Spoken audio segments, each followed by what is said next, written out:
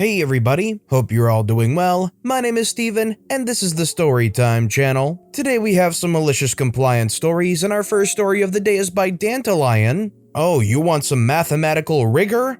I'll give you some. This happened while I was in the 12th grade.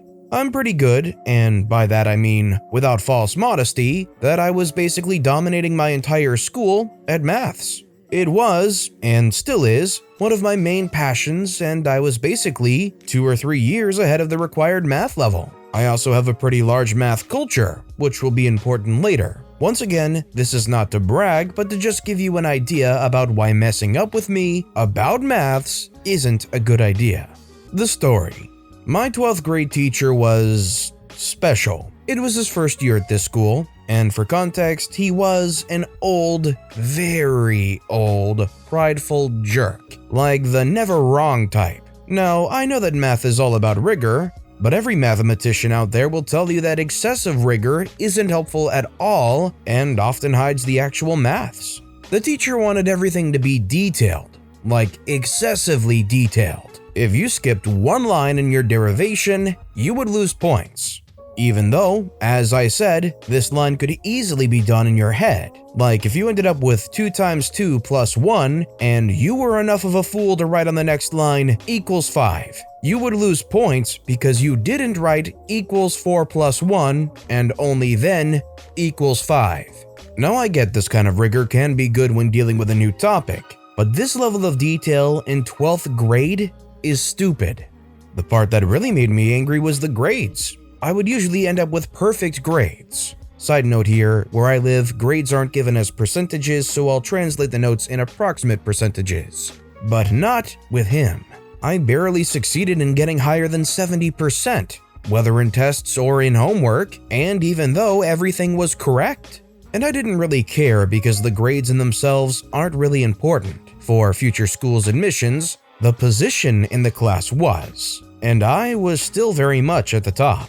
No, what made me very angry is the other students. Other side note here, I plan to become a math professor, and I always helped my classmates when they had a hard time in maths, explaining concepts and whatnot. This year, everyone's grade plummeted. I'm talking about hours of hard work to go from 25 to 30%. And for them, the future wasn't as sure as for me, because the ranking was always changing. On the day before the holidays, he gave us back a homework. I barely had a 60%, and my best friend who was struggling with the topic, basic integration, ended up with a 10%, even though any reasonable teacher would have graded her something like 60%.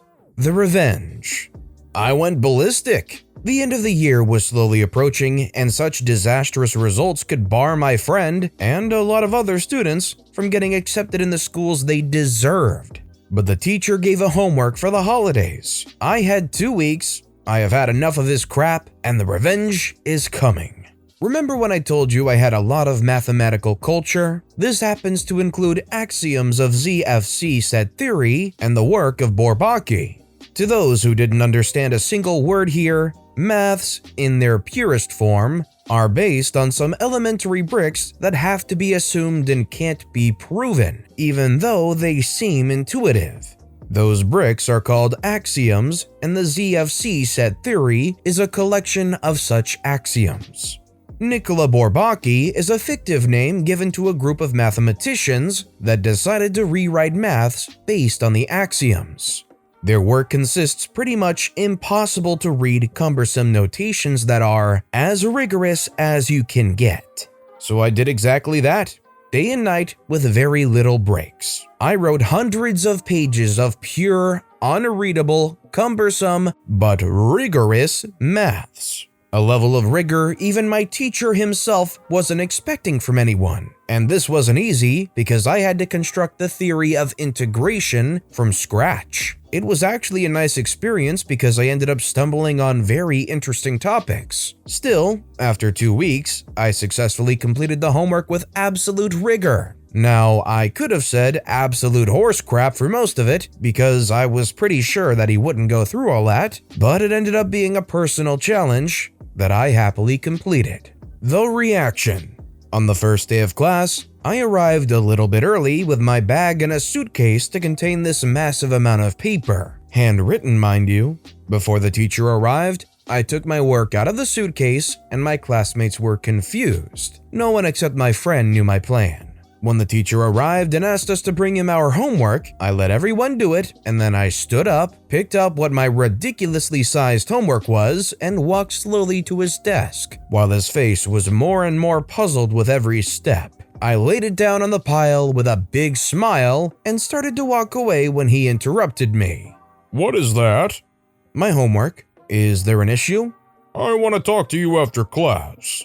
All of this was expected. I knew he wouldn't confront me in front of the whole class because I already proved him wrong a couple of times before and he was way too proud to accept it. So I went back to my desk, not without maliciously smiling to the whole class. 2 hours later, the class is finished, I go see the teacher, and the dialogue went something like this. You wanted to see me? Yes, this is obviously not your homework. What is this? Now, my goal was to play dumb and let him realize all by himself what I did. I don't get you. This is my homework. What's the issue? This isn't possible. It's way too massive. For the last time, what is this? He was boiling with anger for my apparent lack of understanding, and this was glorious. Well, it wasn't easy. Sure, it's a lot, but it is my homework, sir. Realizing this wasn't going anywhere, he told me to go. When I burst out of the room, everyone basically jumped on me to ask what was going on. I explained to them everything, and we were all laughing our butts off when the teacher left the classroom, even more puzzled. The aftermath. 3 things I didn't tell you about this teacher. First, he prides himself with grading our papers as fast as possible, sometimes in one evening. Second, nobody likes him. And by that, I mean all other teachers and administration despise him. Teachers because he is messing with our grades, administration because he is an endless source of complaints. Third, holiday homeworks are worth a disproportionate amount in the final grade. On Wednesday, he gives us back our homework, but mine is missing. Obviously, I ask him, "Sir, you didn't give me my work back." He looked at me with the nastiest gaze one can imagine, probably because he tried understanding what I wrote and failed. I'm not grading that. Why? I asked this with the most theatrical, shocked tone, which induced a few chuckles. You know why. Stop playing nice. The day goes on, and once again, this was expected. Final part of my plan is coming. I go directly to admin. Side note, I don't really know how the school's hierarchy are designed in other places, so admin here means people that are in charge of him and can force him to do stuff. I explain them the situation, but I don't bother them with mathematical details, i.e., I basically tell them that I tried to be more rigorous than usual since the teacher seems to like rigor, and that it obviously made my work a little bit longer, but that this is no reason to not grade it, and that because of the proportion of it, it would basically destroy my GPA. The teacher is called on the spot and has to explain himself to admin. He tries to justify himself, but admin, that is not blind to what I was trying to achieve and seemed to be on board with it, was having none of it. A full argument later, in which I wasn't able to say a single word, admin basically says to my teacher that he has to grade my work, and fairly. He is fuming, and I won. I knew I won because knowing how proud he is, he will pass an enormous amount of time trying to find any single mistake. And to do that, he had to understand what I was writing. He knew that he couldn't randomly assign a grade because I would ask him to point out my mistakes. 3 months without any assignment from his part, later, he gives me my work back. I got my 100%. He got to learn about some pretty cool maths, and most of all, he stopped annoying us with everything that he didn't consider perfectly rigorous.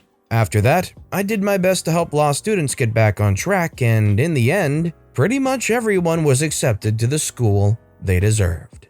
Let's be honest, if a teacher gives you a bunch of work to do over a winter holiday break, are you going to actually do most of it? Let me know in the comments down below. Our next story is by USPO222. Don't piss off your farmer neighbor, you may have to pay for it. So this didn't happen to me, but an attorney that I work with regularly as a part of my job. He moved from a very high cost of living area to our rural community. sold this $2 million house, paid off inherited from his grandparents, and bought 50 plus acres with a huge house in a bedroom community that has a lot of dairy farms. He always used to say how it was much better living up here, both in the terms of lifestyle and monetarily, as his urban $2 million house had property taxes in excess of $40,000 a year. Now, in addition to the huge house, the property was mostly fields, 40-ish acres, and had a 10-acre or so large woodlot. After he moved into his new house, the attorney was approached by his neighbor, one of the area dairy farmers. The farmer told the attorney how he had a handshake agreement with the former owner of the attorney's home/property. The farmer would mow the fields for hay 2 to 3 times per year and would harvest a sustainable amount of trees out of the woodlot. In exchange, the former property owner got 10% of the chopped wood, which was more than enough to heat the house all year long without having to run the oil boiler for anything more than hot water. The farmer wanted to keep this arrangement going, as it had worked out well for both parties for over a decade. The attorney thought the former owner was being taken advantage of and refused to do a handshake agreement, but told the farmer to give him a week to draw up a proper contract. The farmer was not overjoyed with making this out to be more than a gentleman's agreement, but agreed to come back the following week. The attorney decided that what would be fair was that the farmer should pay him $1,000 each time he mowed the fields for hay, since the farmer would feed the hay to his cows for free otherwise, completely ignoring that the farmer was using his own equipment and the time to do the haying, and that the lawyer deserved 50% of the chopped wood, not 10%, or at least 50% of the revenue the farmer got from selling the excess chopped wood. Again, ignoring the equipment and time investment of the farmer. As you can guess, the farmer refused. This all happened in late 2019, when the fields were rather bare and the supply of chopped wood for the house was full.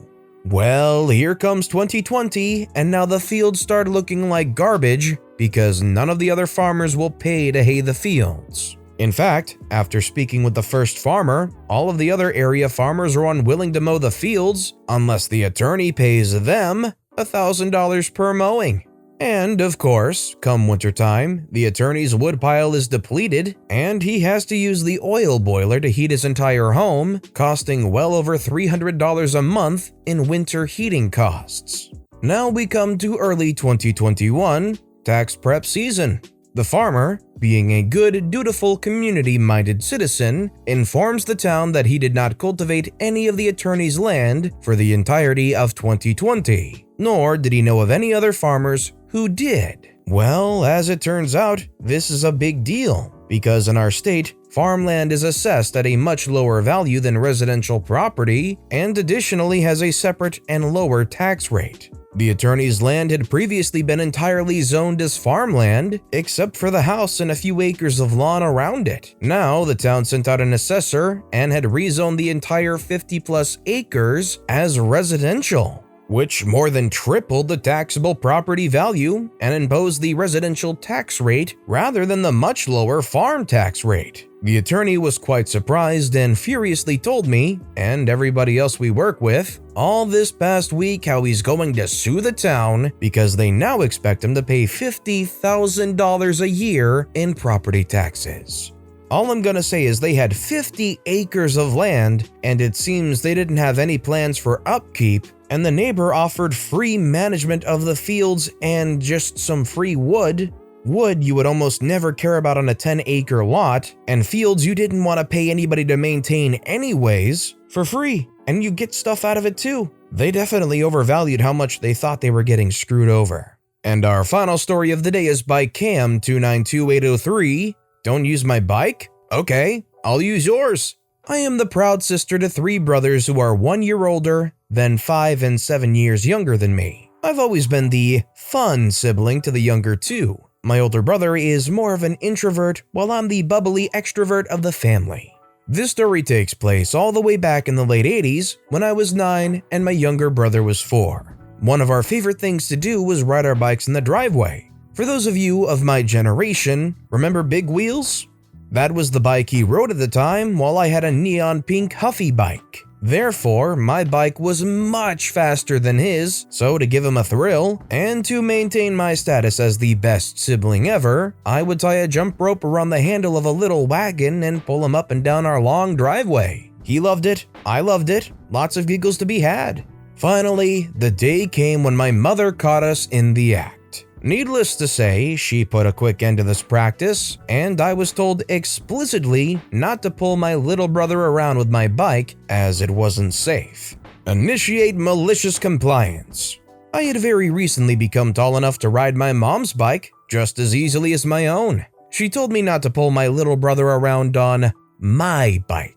She never said anything about hers, so I tied the wagon to her bike and we continued our giggle fest. That is until I took a curve too fast, the wagon flipped, and my little brother hit the pavement so hard he knocked out his 2 front teeth. It took 3 years for those babies to grow back in. Oops. My mom didn't punish me because she had to admit I completely followed her directions. Although I think part of her decision may have come from the incredible amount of guilt I felt about hurting him. Listen, I don't care how technical you want to be, if I was the mom in that situation, I would be arguing to the death that they should have known exactly what you meant by saying don't pull them around on your bike. Just because they said your bike doesn't mean literally only your bike. I would be so upset and so disappointed. But with that being said, that's all the time we have for today. So if you have a favorite story of the day, let me know which story and why in the comments down below. But besides that, if you enjoyed the video, please consider giving it a like, and if you haven't, subscribe and turn notifications on so you'll never miss an upcoming video. No matter what you do, whether it's just viewing the video, liking, subscribing, turning notifications on, I appreciate the heck out of it. Every little thing that you do helps the channel grow that much more, and I can't thank you enough for it. So until next time, I hope you all have a wonderful day, and I'll be right here next time on the Storytime channel.